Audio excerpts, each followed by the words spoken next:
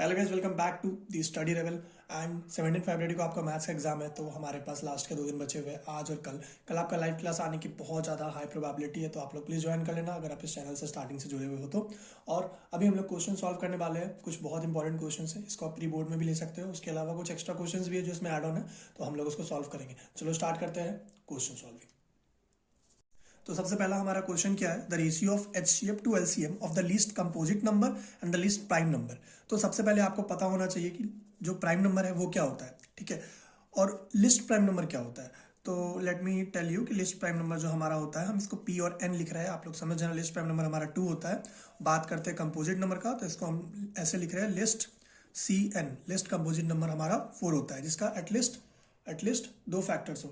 तो अगर इसका फैक्टर्स देखें तो 2 और 1 भी है और 4 भी है ना। तो हमारा 3 फैक्टर है, तो ये हमारा कंपोजिट नंबर हो जाएगा, लिस्ट कंपोजिट नंबर। और ये हमारा प्राइम नंबर हो गया, लिस्ट प्राइम नंबर, ठीक है। अब हमें एचसीएफ निकालना है, तो एचसीएफ निकालेंगे तो उसके लिए फैक्टर्स निकालना पड़ता है। इसका फैक्टर 1 और 2 है। इसका फैक्टर क्या है हमारा 2, 1 और 4, ये हमारा क्या है फैक्टर्स। तो जो कॉमन फैक्टर है वो ले लेंगे हम। तो 1 है तो 1 ले लिए, और 2 है तो 2 भी ले लिए, 1 इंटू 2। तो एचसीएफ क्या हो गया हमारा 2 हो गया।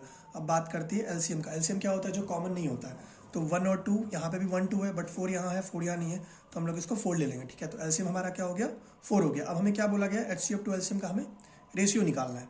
तो एचसीएफ क्या हो गया हमारा, of the list composite number two the list prime number. तो कंपोजिट नंबर ऊपर होगा, और एचसीएफ हमारा 2 हो गया और एलसीएम हमारा 4 हो गया, ठीक है। आई मीन कंपोजिट नंबर ऊपर नहीं होगा, एचसीएफ ऊपर होगा और एलसीएम डिनोमिनेटर में होगा। तो एचसीएफ डिवाइडेड बाय एलसीएम, तो ये वैल्यू हमारा आ गया 1/2। तो जो रेशियो है हमारा 1:2 हो गया। ये हमारे फर्स्ट क्वेश्चन का आंसर हो गया। आई होप आपको समझ में आया होगा। और अगर ऐसा कोई भी क्वेश्चन आता है तो आपको उसको लॉजिकली सॉल्व करना पड़ेगा। सबसे पहले आपको कंपोजिट नंबर प्राइम नंबर क्या होता है अगर आपको नहीं पता है, तो आप जल्दी से जाकर उसको रिविजन कर लो, ठीक है। जितने भी डिफरेंट टाइप्स के नंबर होते हैं, लाइक रियल नंबर, इंटीजर, सारा कुछ रिविजन कर लो, ठीक है। अगर आप चाहते हो कि हम रिविजन करवा दें तो आप कॉमेंट में बताओ, शॉर्ट वीडियो हम बना देंगे, इसमें सारा नंबर हम रिविजन करा देंगे फास्ट इन जस्ट 3 मिनट्स। तो अब हम लोग आगे बढ़ रहे हैं सेकंड क्वेश्चन की तरफ। हम थोड़ा स्लो हो जाते हैं, बहुत फास्ट था अभी तक। If alpha and beta are zeros of the polynomial x square plus 5x plus 2, then 1/अल्फा प्लस 1/बीटा क्या होगा, ठीक है। तो सबसे पहले हमें पता है alpha and beta are the zeros of the polynomial.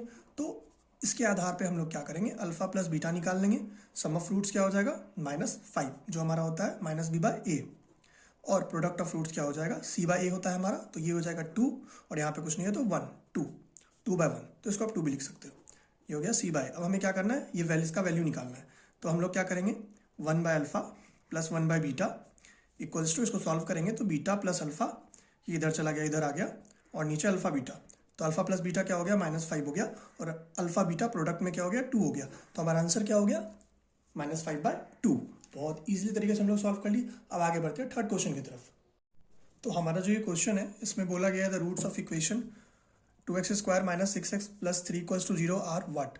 तो हम मतलब बेसिकली हमें बताना है रियल है या फिर नहीं, इमेजिनरी नंबर है या फिर इरेशनल है, रेशनल है, या इक्वल है इसका रूट्स, या फिर अनइक्वल है, नेचर क्या है इसका, ये बताना है, ठीक है। तो सबसे पहले हम लोग इसको सीधराचार्य रूल की मदद से सॉल्व करेंगे। तो हम लोग इसका डिस्क्रिमिनांट निकालेंगे, ठीक है। तो डिस्क्रिमिनांट का फॉर्मूला क्या होता है हमारा, d equals to b square minus 4ac। तो वो वैल्यू हम लोग फाइंड करते हैं पहले। तो b हो गया यहाँ पे -6 का होल स्क्वायर माइनस 4 इंटू ए हो गया 2, और हमारा c हो गया 3। तो ये कितना हो गया 36 माइनस 4 2 जा 8 8 3 जा 24। तो आ गया हमारा ये 2। तो हमारा वैल्यू आ गया 12। तो सबसे पहले हमें डिस्क्रिमिनांट पता चल गया। अब हमें क्या करना है, इसका नेचर पता करना है, ठीक है। तो सबसे पहले अगर d ग्रेटर देन 0 है, इसका मतलब क्या होता है, हमारा जो रूट्स होता है वो रियल है और अनइक्वल है। ये कुछ आपको याद रहना चाहिए, ये सारी चीज़ें, ठीक है। d अगर ग्रेटर देन 0 है, इसका मतलब रूट्स उसका क्या है, रियल एंड अनइक्वल है। अब अगर हम लोग डिस्क्रिमिनांट का रूट निकालते हैं, रूट अंडर 12, तो ये वैल्यू निकालने का जरूरत नहीं है। अगर आपको थोड़ा बहुत याद होगा या फिर आप लॉजिकली गेस करोगे, तो ये जो वैल्यू आएगा वो हमारा परफेक्ट स्क्वायर नहीं होगा। अगर इसकी जगह √9 रहता तो वो परफेक्ट स्क्वायर हो जाता, √16 रहता तो परफेक्ट स्क्वायर हो जाता, बट यहाँ पे √12 है which is not a perfect square, hence this is irrational. तो हमें इसका नेचर पता चल गया, इरेशनल है, रियल है, अनइक्वल है इसका रूट्स, इस पर्टिकुलर पॉलिनोमियल इक्वेशन का। हम लोग आगे बढ़ते हैं फिफ्थ क्वेश्चन की तरफ। ये जो हमारा फिफ्थ क्वेश्चन है, ये अरिथमेटिक प्रोग्रेशन का क्वेश्चन है। इसमें बोल रहा है कि एक एपी है 5 12 19, इस तरह से ये आगे प्रोसीड हो रहा है, जिसका टोटल नंबर ऑफ टर्म्स कितना है 50 है। तो उसका लास्ट टर्म क्या होगा, ठीक है। तो सबसे पहले ए क्या हो गया, ए हमारा 5 हो गया, डी क्या हो गया 12 माइनस 5 करेंगे कितना हो जाएगा 7 हो जाएगा, 19 माइनस 12 करेंगे क्या हो जाएगा 7 हो जाएगा, तो डी हमारा 7 हो गया। अब हमें पता है कि हमारा ए एन nth टर्म, जो ये nth टर्म है, nth टर्म क्या होता है, a plus n minus 1 into d इसका फॉर्मूला होता है। ठीक है, तो हम लोग वैल्यू पुट करेंगे यहाँ पे 5 प्लस 50, नंबर ऑफ टर्म्स हमें पता है n क्या होता है, नंबर ऑफ टर्म्स, जो कि हमारा 50 दिया हुआ है, तो 50 माइनस 1 इंटू डी, डी क्या है हमारा 7 है, तो 5 प्लस 49 इंटू 7। अब हम लोग कर लेंगे इसको, मल्टीप्लीकेशन कर लेंगे, 7 9 63, 6 बाकी 7 4 28, कितना हो जाएगा 34। तो ये हमारा जो वैल्यू आ गया यहाँ पे 343 प्लस 5 348 आ गया, तो इसका जो लास्ट टर्म होगा वो 348 होगा। तो हम लोग बढ़ते हैं आगे 6th क्वेश्चन की तरफ।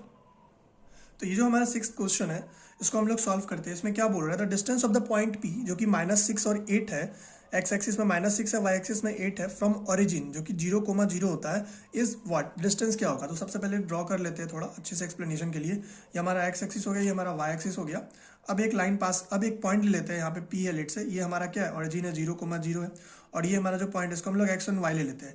और यहाँ पे एक्स का वैल्यू दिया हुआ है -6 और वाई का वैल्यू दिया हुआ है हमारा 8, और ये डिस्टेंस हमें फाइंड आउट करना है। तो हमें पता है वह फॉर्मूला कि हमें अगर डिस्टेंस निकालना है इसका, तो ये क्या हो जाएगा, ओपी क्या हो जाएगा हमारा, ओपी हो जाएगा रूट अंडर, ओपी हमारा क्या हो जाएगा, रूट अंडर हो जाएगा एक्स, ये वाला जो कोऑर्डिनेट है -0 का होल स्क्वायर, मतलब x2 माइनस x1 का whole square plus y2 minus y1 का होल स्क्वायर। ये फॉर्मूला आपको पता होगा तो आप इजीली सॉल्व कर लोगे, अदरवाइज हम आपको बता दिए कि दो कोऑर्डिनेट के बीच का डिस्टेंस निकालना है, और अगर एक कोऑर्डिनेट उसमें से ओरिजिन है तो आप कैसे सॉल्व कर सकते हो, अदरवाइज भी आप कैसे सॉल्व कर सकते हो, वो भी ये फॉर्मूला पे ही बेस्ड है।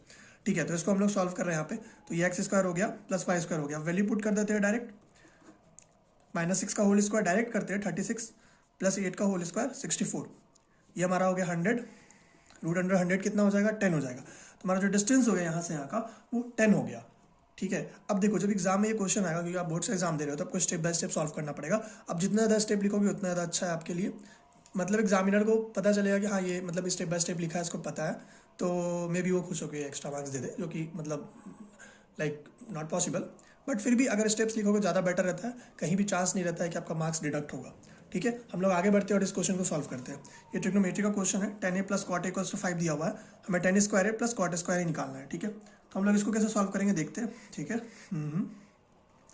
तो सबसे पहले हम लोग क्या करेंगे यहाँ पे कि 10a प्लस कॉट a का होल स्क्वायर ले लिए, a प्लस b का होल स्क्वायर ले लिए, तो क्या हो जाएगा यहाँ पे 10 स्क्वायर ए हो जाएगा प्लस कॉट स्क्वायर ए हो जाएगा प्लस 2 10a कॉट ए हो जाएगा।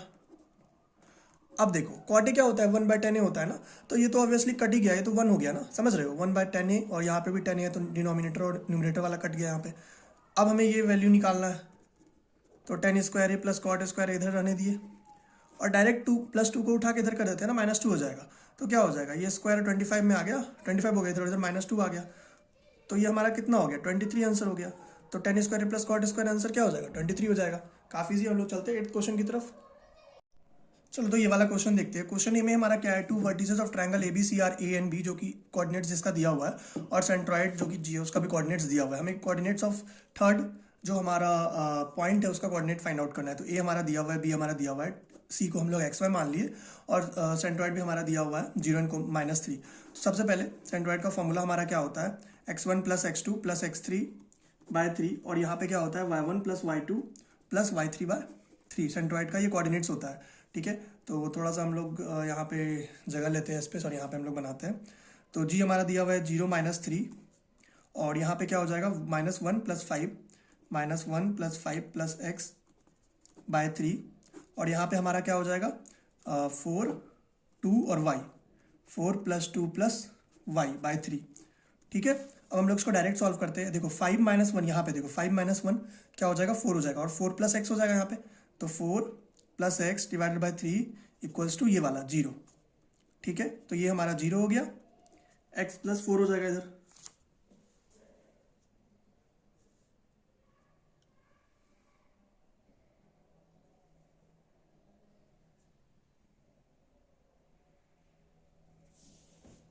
ठीक है, x + 4 है तो x क्या हो जाएगा हमारा -4 हो जाएगा यहाँ पे।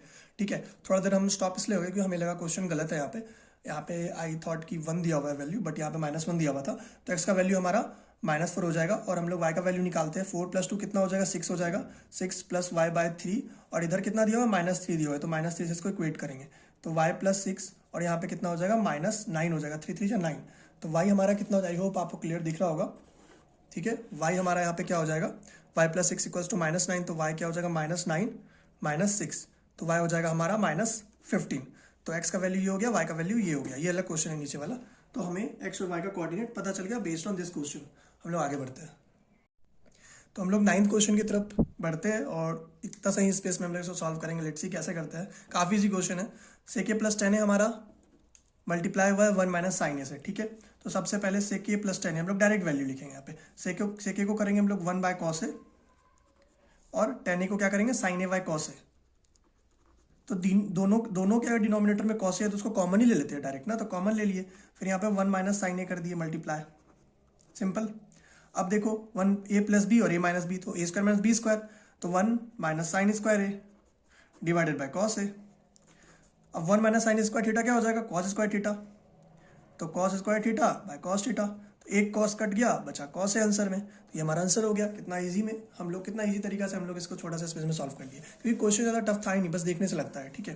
अब हम लोग आगे बढ़ते हैं और इस क्वेश्चन की तरफ जाते हैं जो हमारा हाइट एंड डिस्टेंस का क्वेश्चन है।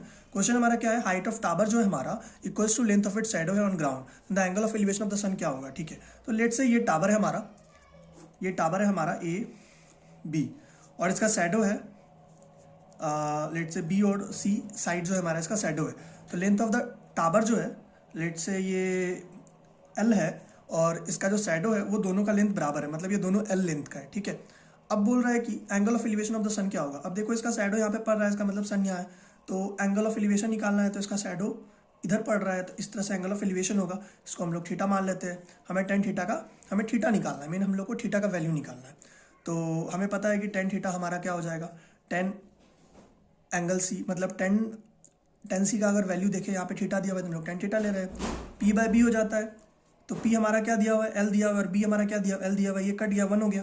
तो tan थीटा जो हमारा है वो 1 हो गया। हमें पता है tan 45 डिग्री 1 होता है, तो थीटा इक्वल्स टू 45 डिग्री हो गया।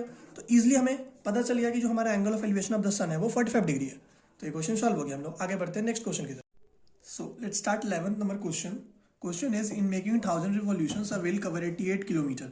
The diameter of a wheel is what? ठीक है, ये हमें सॉल्व करना है। तो सबसे पहले टोटल डिस्टेंस कितना हुआ हमारा वो हम लोग निकाल लेते हैं। टोटल डिस्टेंस हमारा हो गया 88 किलोमीटर है, इट मीन्स 88,000 मीटर, मीटर के फॉर्म में निकाल लिए।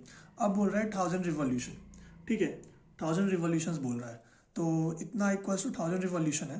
तो एक रिवॉल्यूशन कितना होगा हमारा, ठीक है। तो 88,000 मीटर इक्वल्स टू 1000 रिवॉल्यूशन। तो एक रिवॉल्यूशन अगर हमें निकालना होगा तो हम लोग क्या करेंगे, 88,000 डिवाइडेड बाय 1000 कर देंगे, तो हमारा बेसिकली 88 मीटर हो जाएगा, ठीक है। अब एक रिवॉल्यूशन हम लोग क्यों निकाले, क्योंकि हमें पता है कि एक रिवॉल्यूशन हो गया हमारा 2πr, जो कि सरकमफेरेंस होता है व्हील का। तो व्हील जो हमारा ये है, इसका एक रिवॉल्यूशन देख, जैसे लेट से यहाँ से स्टार्ट किए तो एक रिवॉल्यूशन इसका कवर हो गया, तो 2πr हो गया, और वो हमें पता चल गया है कि 88 मीटर है। तो हम लोग इक्वेट कर सकते हैं 2πr इक्वल्स टू 88 मीटर। अब हमें क्या निकालना है, हमें निकालना है डायमीटर। तो एक और चीज़ हम लोग क्या कर सकते हैं, d क्या होता है 2r, 2 इंटू रेडियस, ठीक है। तो हम लोग जैसे ये हो गया हमारा ओरिजिन, तो r इधर, ये पूरा डायमीटर हो गया, तो r + r 2r हो गया ना। तो ये उठा लेते हैं यहाँ से, 2r हमारा हम ले लिए d/d, ठीक है, और इधर हो गया 88, और हम लोग यहाँ पे सॉल्व कर रहे हैं इसको, ठीक है। तो हमें d निकालना है, तो 88 डिवाइडेड बाय क्या कर दिया हम लोग, पाई कर दिए, और पाई का वैल्यू हमें पता है क्या होता है, 22/7 होता है, 22/7। तो यहाँ पे हम लोग क्या करेंगे, यहाँ पे 88 के नीचे कुछ नहीं है तो 1 हो गया, और बीच में ये हमारा लाइन हो गया डिवीजन का। अब ये 7 क्या है ऊपर जाएगा, तो 88 × 7, और ये 22 यहाँ 1 के पास आएगा, तो 1 × 22, तो ये 4 बार में कट गया, 4 7 जा हमारा कितना हो गया, 28 हो गया। तो ये हमारा आंसर क्या हो गया, 28 हो गया। थोड़ा सा कन्फ्यूजन हो गया है स्पेस की वजह से, आई होप आपको समझ में आ गया होगा। 28 जो है हमारा 28 मीटर हमारा डायमीटर हो गया। तो अगर आपको समझ में नहीं आया तो वापस से इस वीडियो को देखो, इस पार्ट को देखो, आपको इजिली क्लियर हो जाएगा, ठीक है। हम लोग चलते हैं 12th नंबर क्वेश्चन की तरफ। तो 12th नंबर क्वेश्चन हमारा है, if the sum of the areas of 2 circles with radius r1 and r2 is equal to the area of circle of radius r, then हमें फाइंड आउट करना है कि इसमें से कौन सा वैल्यू सही होगा। तो क्या बोल रहा है क्वेश्चन में, sum of the areas of 2 circle.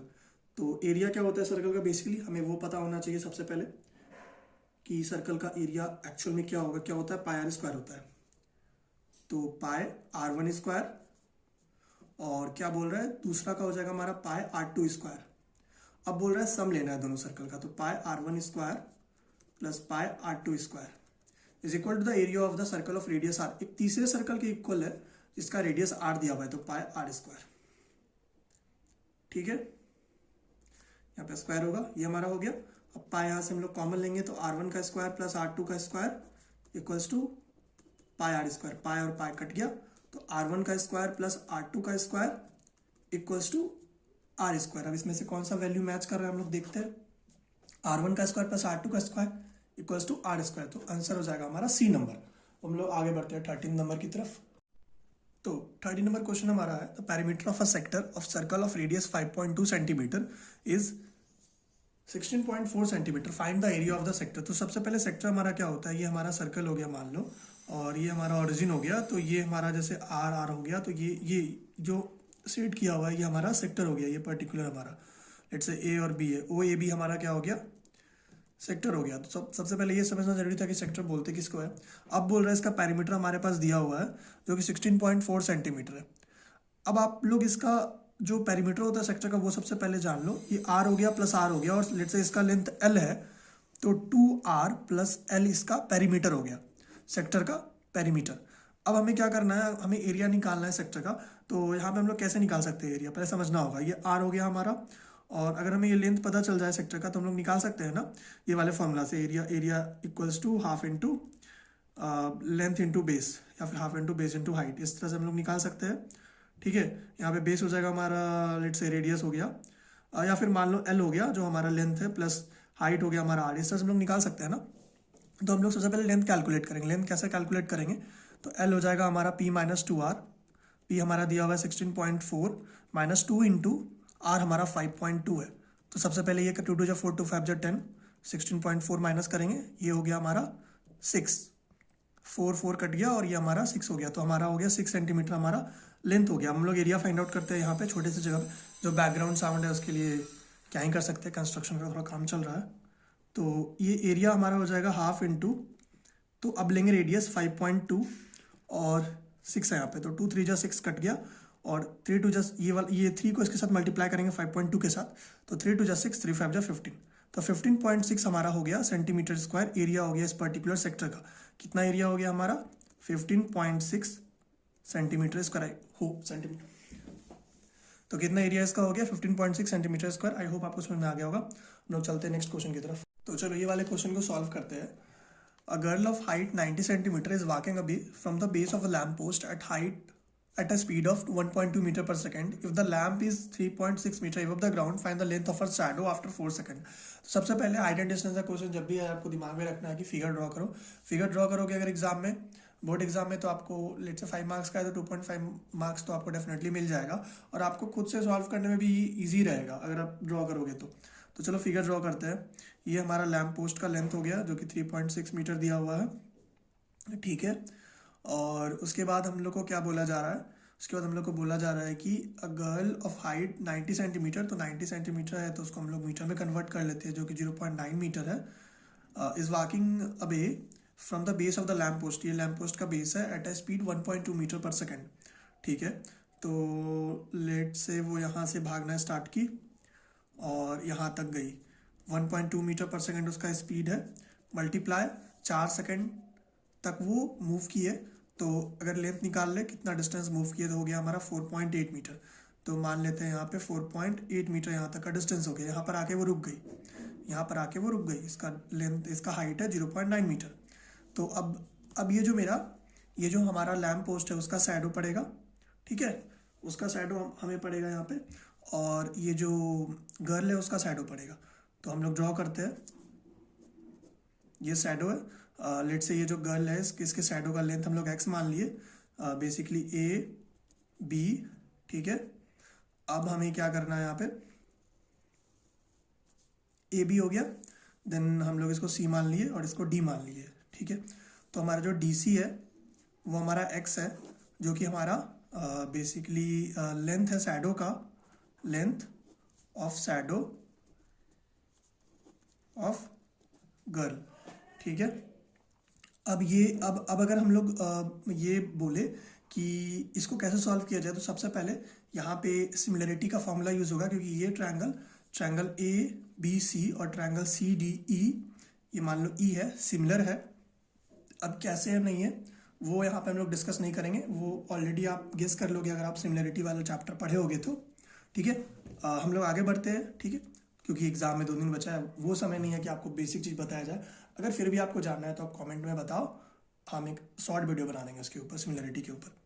तो अब हम लोग क्या करेंगे, अकॉर्डिंग टू सिमिलरिटी यहाँ पे लिखेंगे, according to similarity of triangles, ये शॉर्ट फॉर्म में हमारा हो जाएगा यहाँ पे 3.6 मीटर जो लेंथ है, डिवाइडेड बाय 4.8 प्लस एक्स।